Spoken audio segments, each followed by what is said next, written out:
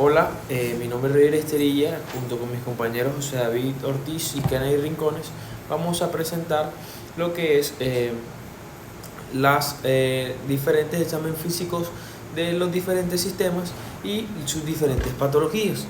Entonces, primero iniciamos con el hepato pancreático biliar, que hace parte del sistema digestivo, y podemos decir que el sistema hepatopancreático biliar cumple funciones esenciales en el metabolismo, la digestión y la depuración de sustancias. Desde el punto de vista fisiopatológico, el hígado puede ajustarse principalmente por daño hepatocelular, colestasis o procesos crónicos como la cirrosis, el daño hepatocelular ocasionado por infecciones virales, alcohol o fármacos.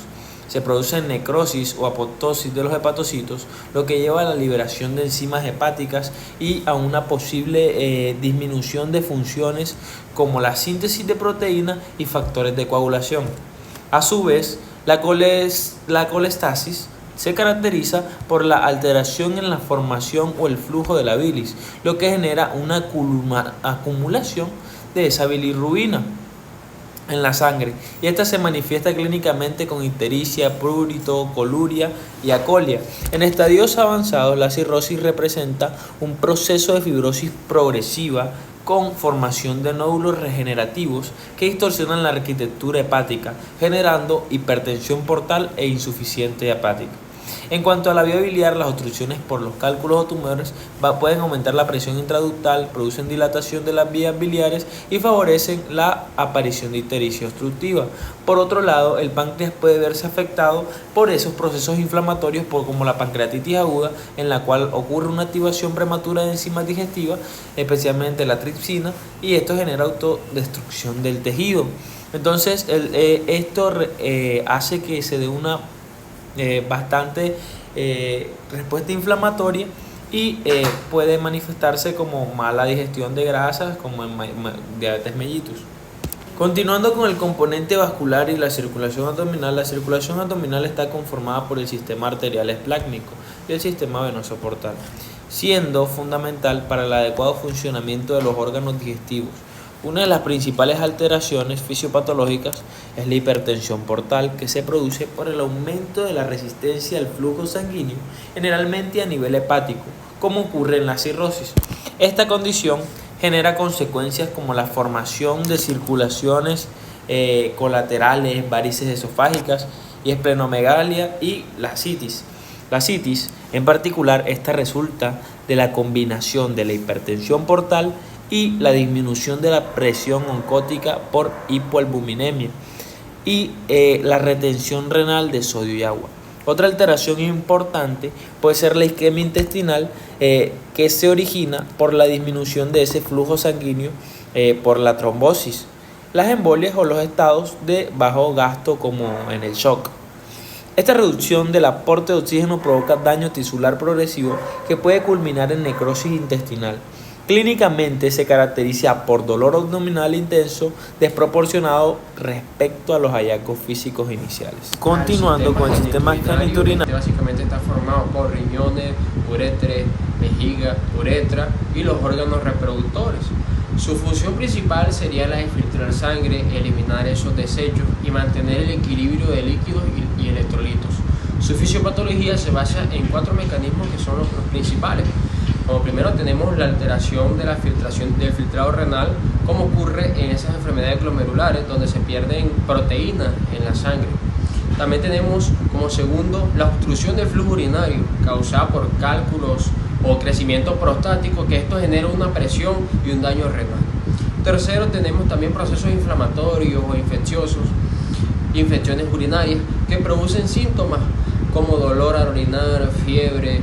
Y cuarto, tenemos un compromiso vascular, que esta va a disminuir esa perfusión al riñón y va a llevar a que esto tenga una insuficiencia renal.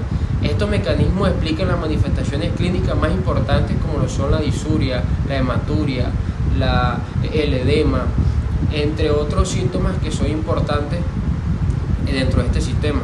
Cumple funciones endocrinas que son muy importantes, así como lo son la producción de la eritropoyetina, la regulación del sistema de renina-angiotensina, por lo que sus alteraciones en estos pueden presentar problemas como hipertensión arterial. En la fisiopatología también se incluyen trastornos como la insuficiencia renal aguda y crónica, alteraciones del equilibrio de ácido-base como acidosis metabólica y desequilibrios electrolitos como un potasio elevado, una hiperpotasemia.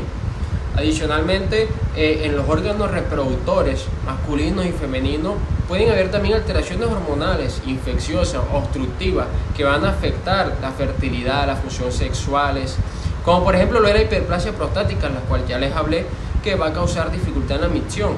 Asimismo, en la mujer pueden haber infecciones del tracto urinario, pero esto es debido a su localización anatómica.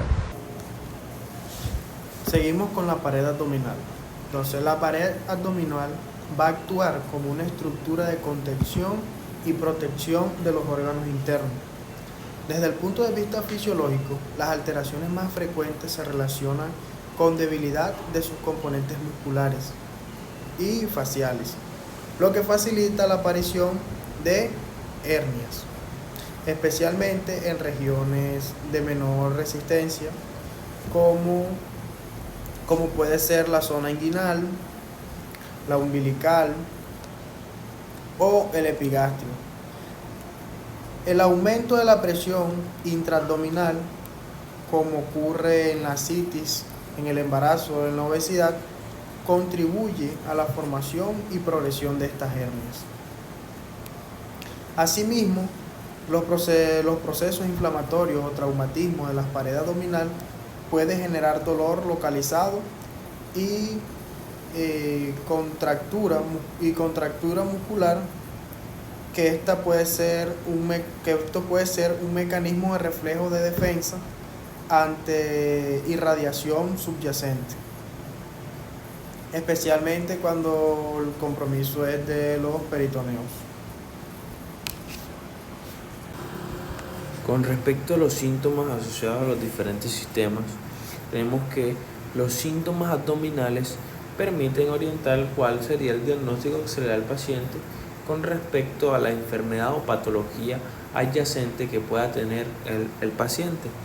Entonces, en el sistema digestivo, el dolor abdominal es el síntoma más frecuente y este puede variar según el órgano afectado. El dolor tipo cólico suele relacionarse con vísceras huecas, como el intestino, mientras que el dolor continuo sugiere un compromiso de órganos sólidos como el hígado o el páncreas. La presencia de ictericia orienta a alteraciones hepatobiliares, generalmente asociadas a colestasis u obstrucción biliar, y esta puede acompañarse con coluria, acolia y prurito. Otros síntomas importantes incluyen náuseas, vómitos, distensión abdominal y cambios en el hábito intestinal como diarrea o estreñimiento. En el sistema vascular abdominal, los síntomas suelen derivarse de alteración del flujo sanguíneo.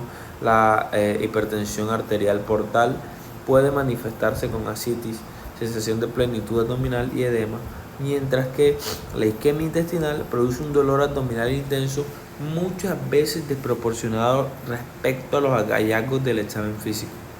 En el sistema genitourinario, el dolor en flanco sugiere compromiso renal, como en infecciones o litiasis. La disuria, poliacuria y urgencia urinaria, estas pueden ser típicas de infecciones urinarias, mientras que la retención urinaria puede generar sensación de masa y dolor suprapúbico. Por su parte, las alteraciones de la pared abdominal se manifiestan principalmente por dolor localizado, presencia de masa o hernias visibles o palpables. Desde el punto de vista neurológico, el dolor abdominal puede clasificarse en visceral, somático, referido, el cual ayuda a identificar su origen. Además, la irritación peritoneal puede producir signos como contractura muscular y dolor intenso bien localizado.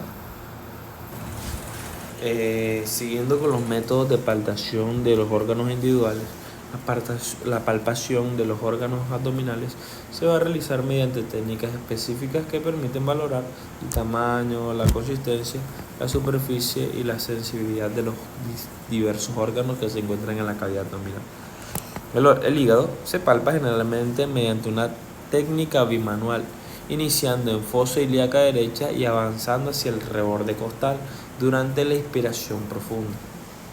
En condiciones normales, este no puede ser palpable o palparse suavemente. Su aumento de tamaño o consistencia dura o dolor puede sugerir alguna patología hepática.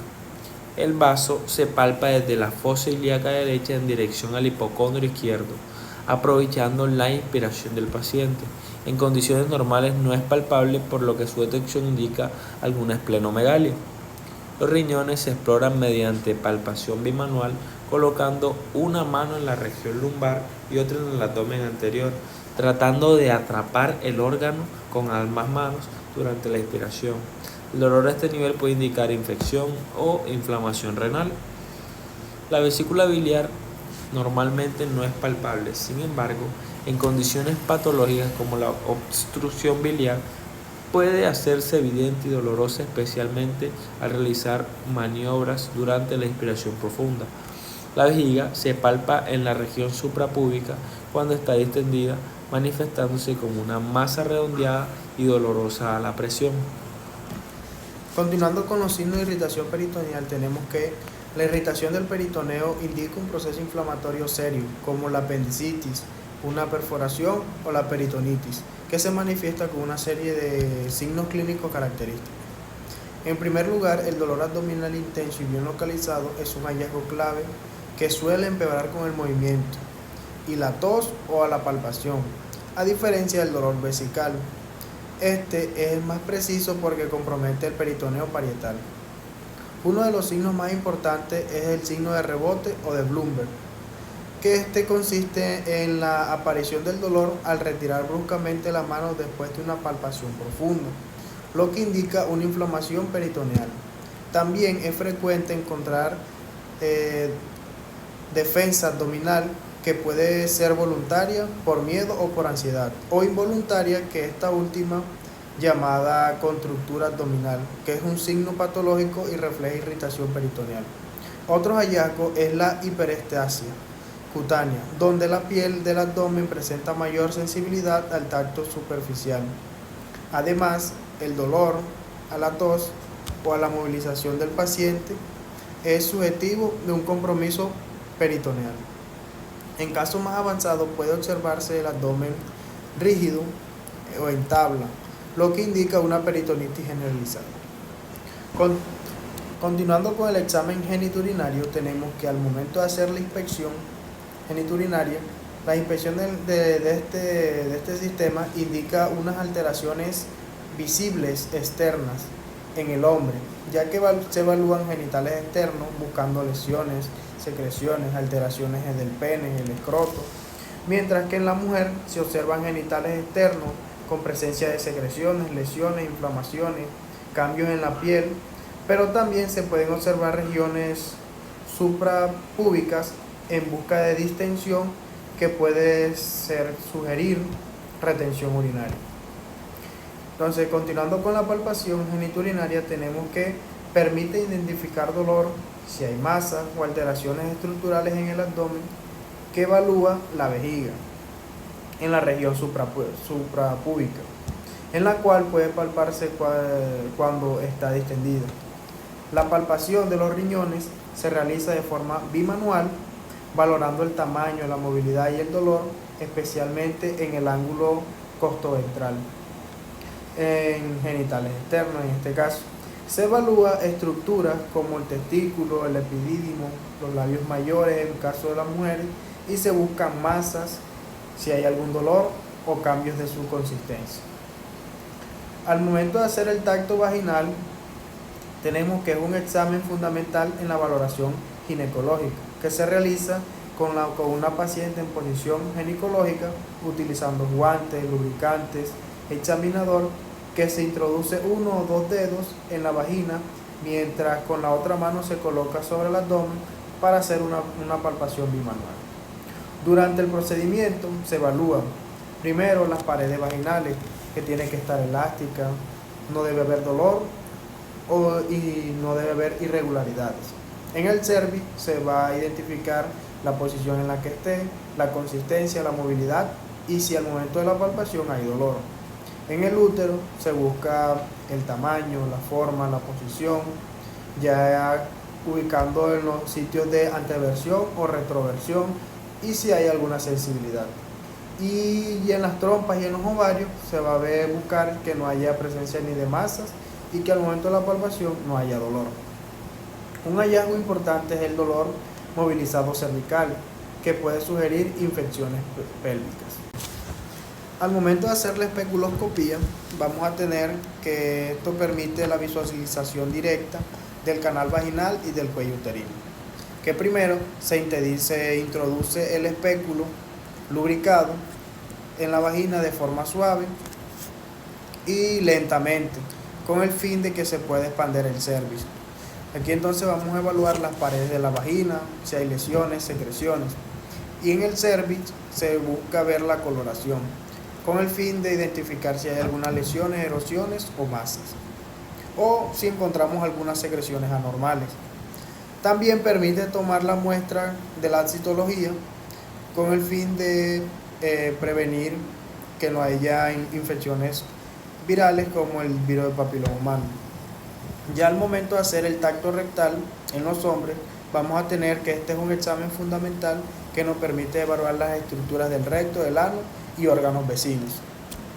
Entonces, al paciente se le pide que se coloque de posición cúbito-lateral. Entonces, vamos a tener que se le explica cómo va a ser el procedimiento al paciente. Entonces, debemos utilizar guantes y lubricantes. Al momento de hacer la inspección, debemos introducir el dedo índice suavemente, evaluar las estructuras de forma sistemática. Entonces, ¿qué se busca evaluar aquí? Que el esfínter anal, el tono, esté hipertónico o hipotónico. Porque es importante la valoración neurológica, porque la pared rectal debe tener una superficie lisa o irregular. Entonces se busca que no haya presencia de masas, que no haya dolor y que el paciente no tenga estreñimientos. Entonces vamos a tener que también en las heces no haya sangre o moco. Al momento de hacer la inspección de la próstata en hombres, se busca que tenga una consistencia normal, dura o nodular, o sea que no esté patológico. Después vamos a tener el fondo del saco de Douglas en mujeres, donde se busca que no hayan dolores ni masas, y es importante en procesos pélvicos.